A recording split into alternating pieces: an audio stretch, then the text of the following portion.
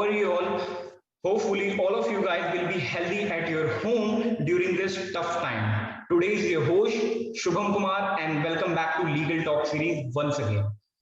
Today is a very special day for me because the person which I will talk today, he does not need any recognition because all of you guys will know him. Respected Sri Namit Saxena sir is present among us today, and currently he is working as an advocate on record in the Supreme Court of India, and he has been practicing in Supreme Court of India for the last 8 years.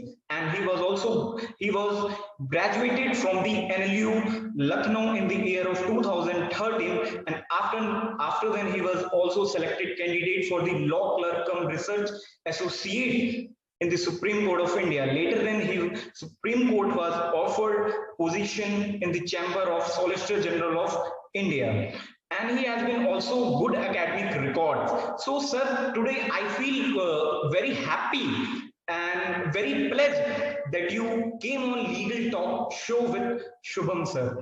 And today it's a very big opportunity for me that I will ask question to you because you must have seen lawyers asking question to another. So, hoping your answer will definitely inspiring to all the law students and all the first young generation lawyers who come on legal field, sir. So, thank you so much, sir, that you took out your precious time for us. Thank you so much, sir, for joining us today. Thank you, Shubham, for having me. Thank you so much, sir. My first question is for you. That I would like to know about your background. Where are you came from, and where did you complete your education? So I come from this small town called Alwar Yes, sir. in the state of Rajasthan. So Alwar is from the side of Delhi. So, I did my schooling there. My father is an advocate there in Rajasthan, in Alwar. I did my schooling from Alwar. And then in 2008, I went to NLU Lucknow to study law. And in 2013, I graduated. So my schooling was this school called St. Anselm's in Alwar. So I did my schooling from there. The early education was from this school called Silver Oak School. Then later on, I joined St. Anselm's there in Alwar. Got it, sir. My second question is for you. I will like to know uh, about your thoughts that what things came in your mind in your childhood that you should think that you should become an advocate. So as I told you, my father, is an advocate there at Alwar. He practices in the district court there. So throughout childhood, I've seen, and Alwar is a very small town. So the district court, nowadays you have many gram न्यायालय, etc. Earlier in the entire district, there used to be only one district court that is in the city in Alwar. That was also very close by to our house. So, I very frequently visited, his chambers there. I used to interact with a lot of lawyers there. His friends were there, his juniors were there, colleagues were there. So that ways, so my introduction to law and the study of law and, to the practice of law Yes, was sir. comparatively, at a very young age, I got that introduction. And, fortunately for us, my father's chamber, at the residence was also just outside, the house. So, Yes, sir. we could spend time there, we could play around. It's a small town, you have plenty of introduction to law was very good. And so when I look back, what things came to my mind, it was something which just came naturally. But when I finished my schooling in 2007 2008, Yes, sir. then there was this, because I had taken science maths in 11th and 12th, so there was this boom of getting into the IT sector by studying BTech. A lot of colleges were coming up. So it was an unconventional choice that ways, because all of my friends from school, they were choosing engineering, and you know uh, that time, now you have NEET. That time you used to have PMT, Yes, and sir. for for or there's exam which used to happen by the name AIEEE and IIT JEE. So all these exams used to happen. So I also wrote in IIEEE and IIT JEE. But then the CLAT was announced in 2008. Yes, So I decided I'll write CLAT, and so I'm from the first CLAT batch which came up. So thoughts, sir. as in the introduction was at a very young age. So there was no in a sense there was no application of, okay, what do I have to do? It just came naturally to me that this is something I should do. Hmm. And I think that your journey is very incredible, sir. Uh, my third question is for you that you are a That well-known is all and God's blessing. yes, sir. Yes, yes, please, sir. No, I was just saying that's all God's blessings. Whatever happens, Yes, whatever does not happen, it's all God's blessings. Tell me. yes, sir. Sir, my third question is for you that you are a well-distinguished and well-known lawyer in our India. So, do you think that you will able to do help to those people who does not aware the actual legal rights and fundamental rights? So, do you think that you will able to help through your advocacy? See, it happens both directly as well as indirectly.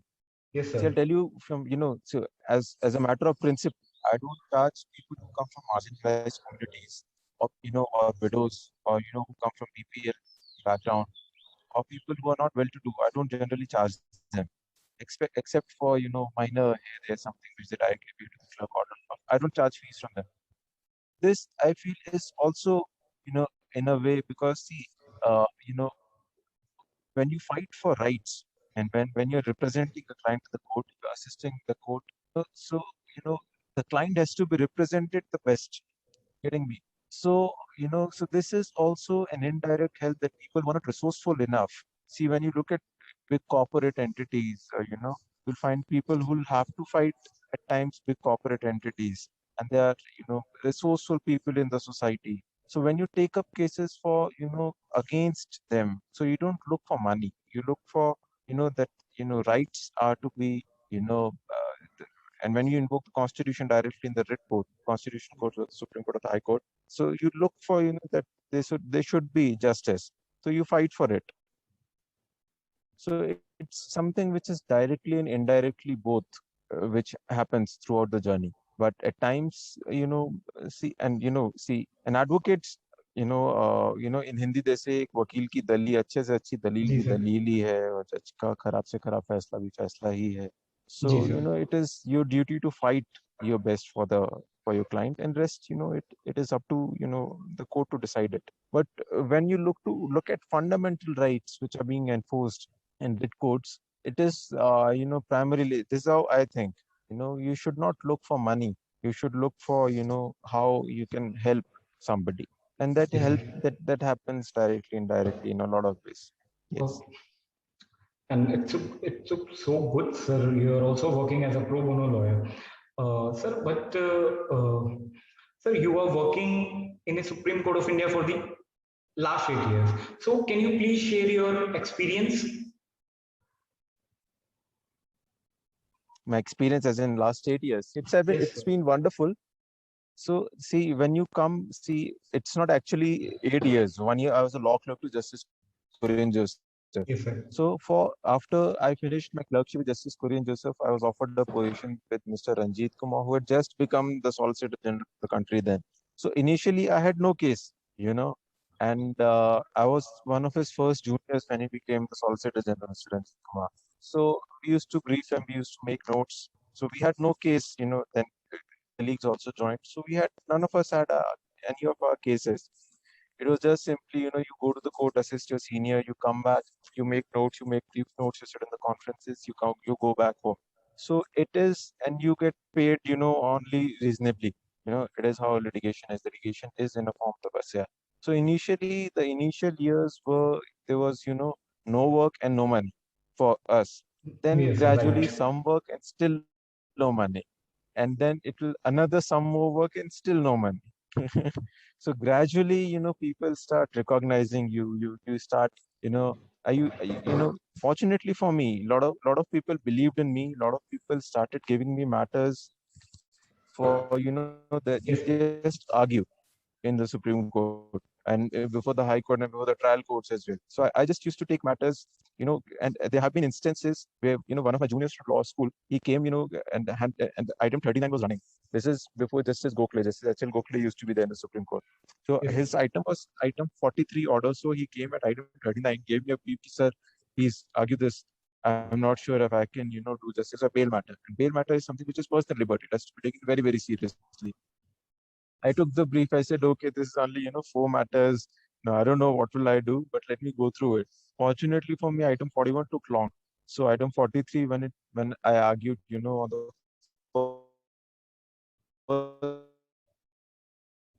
first day, we got interim bail as well. It was such a good case. So, it was such a good case. So, you get all sorts of chances of when to get a favorable order. You don't get one. And in a very bad case, which you think is hopeless, but the judge may think otherwise, and you get a very favorable order the first day of hearing itself. So it's a mixture of, good and bad experiences. You should learn from your mistakes, that is experience. You learn from others' mistake, that is wisdom. So these are the experiences. There have been wonderful cases. There have been, I got opportunity, assist few seniors in very good cases as well. So it's been a learning curve, a good learning curve, and an adventure in a stricter sense. And I think it is still going on. When you practice law, it is an adventure day in and out. That is perhaps the thrill of it. So 8 years and 80 years, throughout, even if you look back for 1 year, you'll say, okay, some more adventure, another roller coaster. That is how it is. Yes. But sir, tell me one thing. That you did you think that litigation is tough for the first generation lawyer? Sir, can you please tell the See, litigation? Yes, sir. always remember, it's like a pyramid. There's always crowd at the bottom and room at the top. And the only way to go up the ladder is that you have to take step by step. You can't parachute directly from the bottom to the top. There is no shortcut. The only route is hard work and smart work. You have to climb the ladder one by one. So it does not matter if you are a first generation lawyer, or you are a second generation lawyer, or you are somebody's son or somebody's daughter, or your uncle is somebody. In that pyramid, you may get a push initially, but it is only your hard work, it is only your smart work which will take you up. So for first generation lawyers, I can understand they have to start, from the bottommost part perhaps. Yes, sir. But do not, think, I don't think anybody should look at it in yourself. And you take baby steps initially, and then one fine day you'll start running, and the day you start running, you won't stop. It is, you'll become an unstoppable force. But initially there are baby steps which are to be taken. But I don't think nobody should, see, I've seen many people who make this as an excuse. They take this as a shield, that, oh, I'm not that I'm a first generation lawyer, or somebody's a judge's son, or a senior advocate son or Yes. daughter. Nobody should look at it like this way. You should have confidence in yourself that, I'll be able to do it, and rest flows. So, first generation lawyer, of course, there are differences, but nevertheless, you should not look at the differences. You should have, confidence in yourself rather. Yes. Oh, sir, your thoughts were definitely inspiring to all the young generation lawyers. Sir, my last question is for you. There are a lot of students who are studying law in our India. So, if you have any general tips for them, though, for those students who want to crack the government competitive exam, who want to compete the corporate sector. So, if you have any general tips for them. See, it depends if you are looking at 3-year law students or 5-year students as one. See, also another thing which is to be kept in mind is, for example, I mentioned that IT boom. So that IT boom, for graduates, engineering graduates came after 2013. That boom had died. So there was a lot of saturation in, engineering. There were number of seats and the number of, you know, uh, candidates to take up that seats are nowadays more than the number of candidates who take up that, PET or state examination, CET state examinations also. So there is a similar saturation which is in the legal profession also. So, people who are in their first year or second year now, Yes, sir. saturation in the market for, for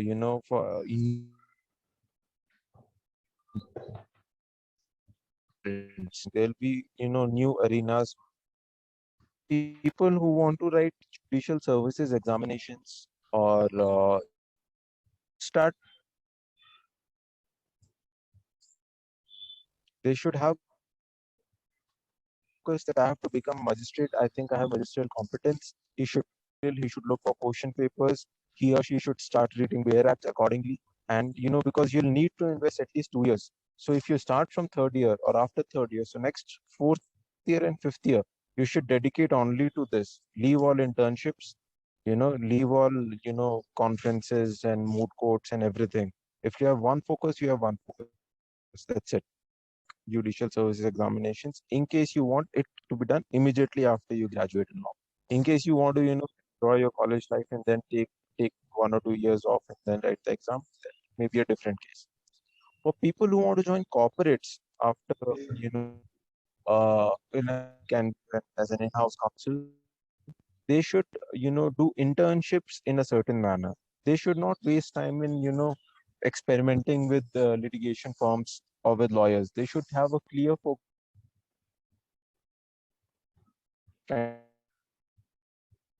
trying to make contacts. For example, I know somebody, a big law firm in second year of our law school. So when we graduated, placed there, and now he's doing very well. You have to smart work. Yes, sir. So you have to make a career plan. You can't be, when you go to a farm, you see one grass which is properly cut, neatly cut. One you see that it is, in a sense, up and down here, there types. So you prefer the neat grass, any day over the, uncut and unkept grass. So you have to be like that. You have to make a clear focus. You have to do smart work regarding that. That is perhaps how you succeed immediately after your law school. Yes. Uh, Thank you so much, sir, for your contributing your valuable and good thoughts for the all the law students.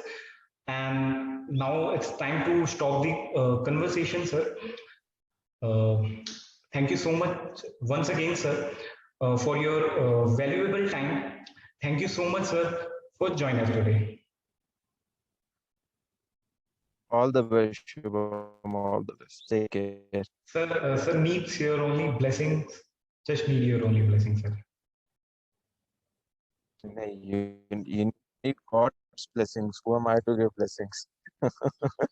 We all need God's blessings only. So, everything will go fine. Don't worry. Be happy. See, the most important thing in life is to maintain your happiness and maintain your inner peace. The rest, everything comes, goes. Nothing is permanent in this world. So keep yourself happy, keep yourself contented. Everything will flow. Don't worry. Thank All you, the sir. best.